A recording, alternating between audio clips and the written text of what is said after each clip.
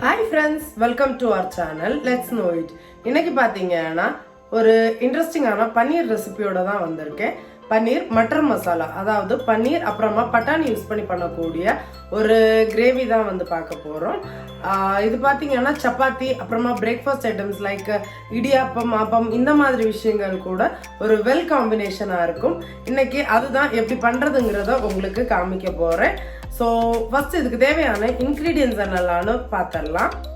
இப்போ பார்த்தீங்கன்னா இதுக்கு தேவையான இன்க்ரீடியன்ஸ் என்னெல்லாம்னு சொல்லிடுறேன். ஒரு 200 கிராம் அளவுக்கு பன்னீர் எடுத்து வச்சுருக்கேன். அப்புறமா ஒரு 3 வெங்காயம் நீல வாக்கில் ஸ்லைஸ் பண்ணி எடுத்து வச்சுருக்கேன். 1 கப் அளவுக்கு மட்டன், அதாவது பச்சை பட்டாணி, ஃப்ரெஷ் பச்சை பட்டாணி எடுத்து வச்சுருக்கேன். அப்புறமா ஒரு 3 தக்காளி வந்து சாப் பண்ணி வச்சுருக்கேன். அப்புறமா இது வந்து ஃபைனாக சாப் பண்ண கொரியாண்டர் லீவ்ஸ். இது பார்த்தீங்கன்னா காஷ்மீரி ரெட் சில்லி வந்து எடுத்து வச்சிருக்கேன். ஒரு 8 காஷ்மீரி ரெட் சில்லி எடுத்து வச்சிருக்கேன். இது வந்து நல்லா கலரை கொடுக்கும் உங்களுக்கு. மஞ்சள் தூள் 1/4 டீஸ்பூன், 1/2 டீஸ்பூன் ஜீரகத்தூள், 1 டீஸ்பூன் கரம் மசாலா, ஒரு 7 கேஷ்யூ நட் எடுத்து வச்சிருக்கேன். நீங்கள் வந்து இதில் பாதி அளவுக்கு பன்னீர் யூஸ் பண்ணுறீங்க, அதாவது 100 கிராம்ஸ் அளவுக்கு பன்னீர் யூஸ் பண்ணுறீங்கன்னா இதனுடைய குவான்டிட்டியில் எல்லாமே பாதி அளவுக்கு எடுத்து பண்ணுங்க, கரெக்டாக வரும். அப்புறமா தேவைக்கு தக்கன உப்பு, எண்ணெய் இது ரெண்டுமே குக் பண்ணுறப்போ சேர்த்துக்க போகிறேன். அப்புறமா பார்த்தீங்கன்னா ஓல் கரம் மசாலாஸ் வந்து தாளிக்கிறதுக்காகவும் யூஸ் பண்ணுவேன். பார்த்தீங்கன்னா ஒரு கடாயை எடுத்து ஹீட் பண்ண வச்சுட்டேன். அதில் ஒரு 3 டேபிள் ஸ்பூன் அளவுக்கு ஆயில் வந்து சேர்த்துருக்கேன். இந்த ஆயில்லையே முதல்ல நம்ம எடுத்து வச்சிருக்கக்கூடிய மிளகாவை சேர்த்துடலாம். ஜஸ்ட் மிளகாவை சேர்த்துட்டு ஒரு வாட்டி லைட்டாக வந்து சாட்டே பண்ணிக்க போகிறோம். இப்போ பார்த்தீங்கன்னா நம்ம சேர்த்துருக்கக்கூடிய மிளகா எல்லாம் நல்லா ஃப்ரை ஆகிடுச்சு. இதை ஆயிலேருந்து அப்படியே ஸ்ட்ரெயின் பண்ணி எடுத்து ஒரு பிளேட்டில் ஆற வச்சிடலாம். அப்படியே எல்லா மிளகாவையும் ஒரு பிளேட்டுக்கு வந்து ஆயிலை ட்ரெயின் பண்ணிவிட்டு ட்ரான்ஸ்ஃபர் பண்ணிட போகிறேன். இந்த மிளகா எல்லாத்தையுமே வந்து ட்ரான்ஸ்ஃபர் பண்ணிவிட்டு இதே ஆயிலில் நாம் வந்து எடுத்து வச்சுருக்கக்கூடிய வெங்காயம் அப்புறமா தக்காளியை வந்து நல்லா வந்து வதக்கிக்க போகிறோம். இது பார்த்திங்கன்னா ஒரு பேஸ் கிரேவி வந்து ரெடி பண்ணுறதுக்காக தான் நாம் இந்த மாதிரி பண்ணுறோம். நம்ம வந்து ஆனியன் எல்லாமே ஃபைனாக சாப் பண்ணதுடைய ரீசன் அதுதான். நம்ம வந்து ஒரு பேஸ் கிரேவி தான் இப்போ வந்து ரெடி பண்ணுறதுக்காக இதை வதக்கி எடுக்க போகிறோம். வெங்காயம் வந்து சேர்த்துக்கலாம். இந்த வெங்காயம் சீக்கிரமா வதங்கிறதுக்காக உப்பு வந்து சேர்த்துக்க போறேன். உப்பு கொஞ்சம் தேவைக்கு தக்கன சேர்த்துக்கோங்க. சேர்த்துட்டு நல்லா வதக்கி விட்டுக்கலாம். இது பார்த்தீங்கன்னா ரொம்ப கலர் வரணும் அந்த மாதிரி எல்லாம் இல்லை, நல்லா சாஃப்டா குக் ஆகணும். அந்த அளவுக்கு இதை வதக்கி எடுத்துக்க போறோம். ஒரு டிரான்ஸ்லூசன்டான ஸ்டேஜ்னு சொல்லுவோம் இல்லையா, அந்த ஸ்டேஜுக்கு இதை வந்து வதக்கி எடுத்துக்கலாம். இப்போ பார்த்தீங்கன்னா வெங்காயம் தெரியுதா, நல்லா வந்து டிரான்ஸ்லூசண்டாக மாறிடுச்சு. இந்த ஸ்டேஜில் நம்ம எடுத்து வச்சிருக்கக்கூடிய தக்காளியை சேர்த்துக்கலாம். நான் 3 தக்காளி பார்த்தீங்கன்னா சாப் பண்ணி எனக்கு எடுத்து வச்சிருக்கேன். இந்த 3 தக்காளியும் சேர்த்துட்டு வதக்கி விட்டுக்கலாம். இந்த தக்காளியும் நல்லா வதங்கி எடுத்தோம். தக்காளி வந்து சீக்கிரமா குக் ஆகுறதுக்காக என்ன பண்ணலாம்னா ஜஸ்ட் ஒரு வாட்டி மிக்ஸ் பண்ணி விட்டுட்டு ஒரு லிட் எடுத்து கவர் பண்ணி வச்சுட்டு குக் பண்ணலாம். ஸோ தட் அது சீக்கிரமாகவே உங்களுக்கு சாஃப்டாக குக் ஆகி வந்துடும். பார்த்தீங்கன்னா நான் இடையில ஒரு 2லேருந்து 3 வாட்டி ஓப்பன் பண்ணிட்டு கலந்து விட்டுருந்தேன். இந்த அளவுக்கு தக்காளியும் நல்லா பார்த்தீங்களா சாஃப்டாக ஒரு மேஷி கன்சிஸ்டன்சி வர்ற அளவுக்கு குக் ஆகிடுச்சு. இதில் நாம் எடுத்து வச்சுருக்கக்கூடிய முந்திரி பருப்பு, ஒரு 7 முந்திரி பருப்பு எடுத்து வச்சுருக்கேன். இந்த 7 முந்திரி பருப்பையும் சேர்த்துக்கலாம். சேர்த்துட்டு இதையும் கலந்து விட்டுக்கலாம். நல்ல ஒரு ரிச்னஸை வந்து இதுதான் நம்மளோட கிரேவிக்கு கொடுக்கும். ஆல்சோ நீங்கள் பார்த்தீங்கன்னா உங்ககிட்ட ஃப்ரெஷ் க்ரீம் இருந்துச்சுன்னா லாஸ்ட்டாக சேர்த்துக்கலாம். என்கிட்ட இருக்குது, நான் சேர்த்துக்க போகிறேன். இல்லை நீங்கள் வந்து அதுக்கு பதிலாக கூட தயிர் வந்து கெட்டியாக இருக்கிற தயிரில் 1 ஸ்பூன் வந்து சேர்த்துக்கலாம். இது வந்து கம்ப்ளீட்லி ஆப்ஷனல் தான். லாஸ்ட்டாக வந்து நீங்கள் சேர்த்துக்கக்கூடியது. ஸோ அவ்வளோதான், நல்லா வந்து வதங்கிருச்சு. இப்போது நான் அடுப்பை ஆஃப் பண்ணிட போகிறேன். ஆஃப் பண்ணிட்டு இதை கம்ப்ளீட்டா கூல் டவுன் ஆக விட்ட போறேன். நல்லா ஆறுனதும் மிக்ஸி ஜார்ல சேர்த்து ஒரு பேஸ்டா அரைச்சி எடுத்துட்டு வந்துட போறேன். ஒரு கடாயை எடுத்து ஹீட் பண்ண வச்சுட்டேன். இதில் பார்த்தீங்கன்னா ஒரு 1.5 டேபிள் ஸ்பூன் அளவுக்கு எண்ணெய் சேர்த்துருக்கேன். ஆயில் வந்து கம்மியாக தான் சேர்த்துருக்கேன், ஏன்னா ஆல்ரெடி நம்ம வதக்குறப்போ ஆயில் வந்து சேர்த்துருந்தேன். இதில் பார்த்தீங்கன்னா ஒரு ஸ்டார் அனிஸ், 2 ஏலக்காய், ஒரு 4 கிராம்பு, ஒரு சின்ன துண்டு பட்டை இவ்வளவும் சேர்த்துக்கலாம்.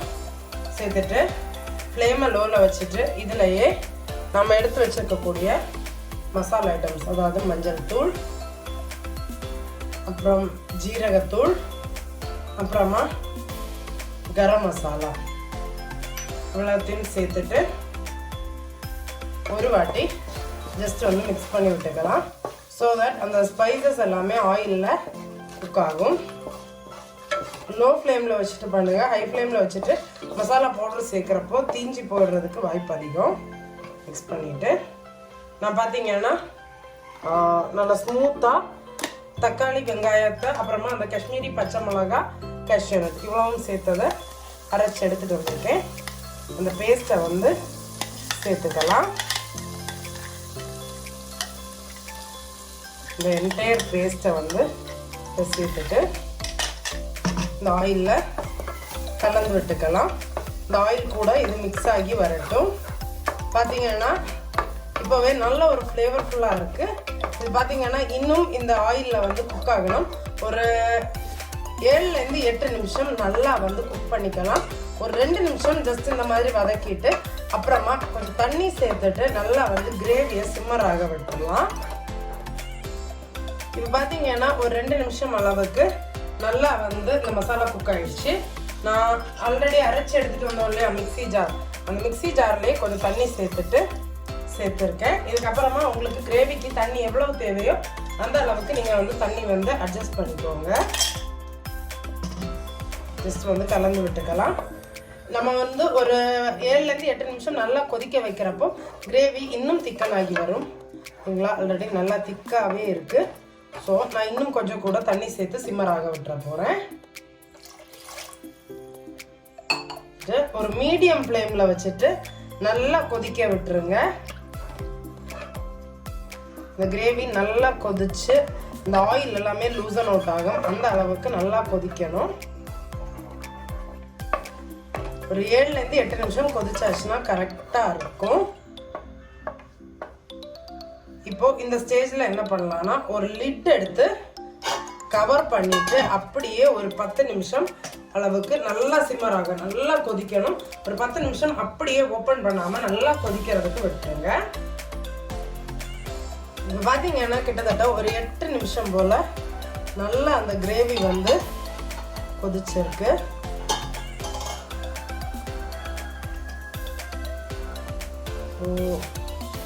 பார்த்தீங்களா, நம்ம சேர்த்ததை விட கொஞ்சம் திக்னஸாகவும் வந்திருக்கு.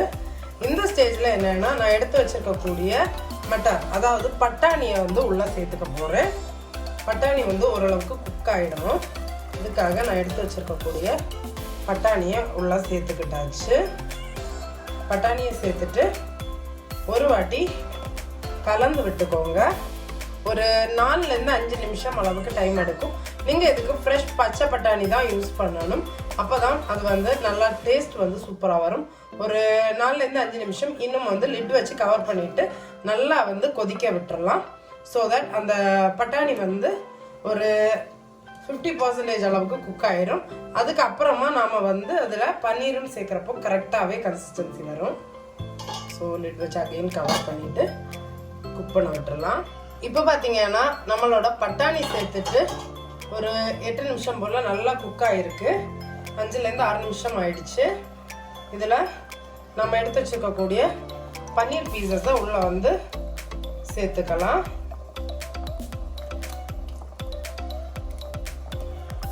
இருக்கிற பன்னீர் பீஸ் எல்லாத்தையுமே இந்த கிரேவியில் வந்து சேர்த்துட போகிறோம்.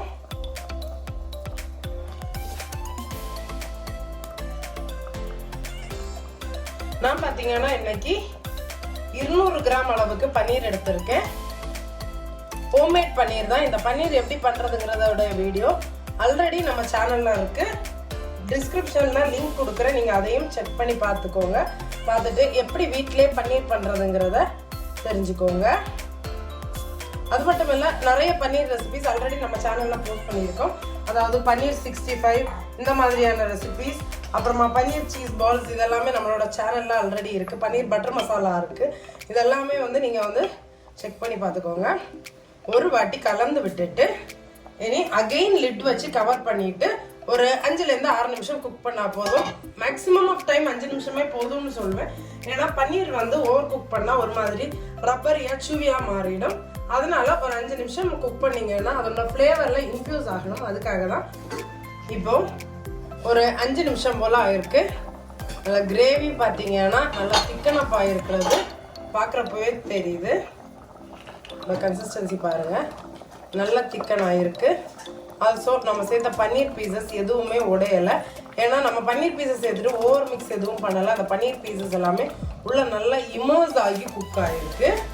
ஸோ இந்த ஸ்டேஜில் ஃபைனல் டச்சாக என்கிட்ட ஃப்ரெஷ் க்ரீம் இருக்குது. ஸோ நான் வந்து ஃப்ரெஷ் க்ரீம் வந்து சேர்த்துருக்கேன்.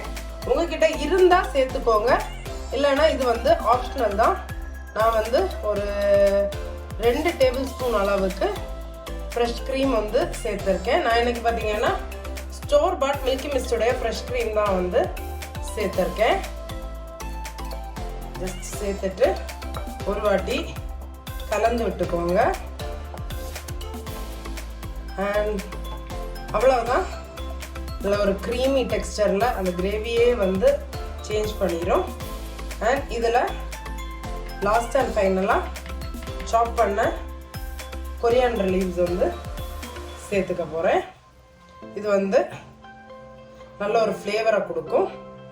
ஸோ கலந்துட்டு சர்வ் பண்ணிடலாம். அவ்வளவுதான், நம்மளோட சூப்பரான பன்னீர் மட்டர் கிரேவி வந்து ரெடி ஆயிடுச்சு. நீங்களும் மறக்காம இந்த பன்னீர் மட்டர் கிரேவியை உங்க வீட்டில் ட்ரை பண்ணி பாருங்க. ட்ரை பண்ணி பார்த்துட்டு எப்படி இருந்துச்சுன்னு உங்க ஃபீட்பேக்கை கமெண்ட்ஸ்ல சொல்றதுக்கு மறந்துடாதீங்க. அது மட்டும் இல்ல, நம்மளோட சேனலுக்கு நீங்க இது வரைக்கும் சப்ஸ்கிரைப் பண்ணலைன்னா மறக்காம சப்ஸ்கிரைப் பண்ணிக்கோங்க. அப்பதான் நான் ரெகுலரா போஸ்ட் பண்ற வீடியோஸ் அப்டேட் உங்களுக்கு வரும். ஆல்சோ நீங்க இது வரைக்கும் என்ன இன்ஸ்டாகிராம்ல ஃபாலோ பண்ணலைன்னா மறக்காம இன்ஸ்டாகிராம்லயும் ஃபாலோ பண்ணிக்கோங்க ரெகுலர் அப்டேட்ஸ்க்காக. That's it friends. சீக்கிரமாவே இன்னொரு இன்ட்ரெஸ்டிங்கான ரெசிபியோட உங்களை மீட் பண்றேன். Until then, bye from you. Thank you.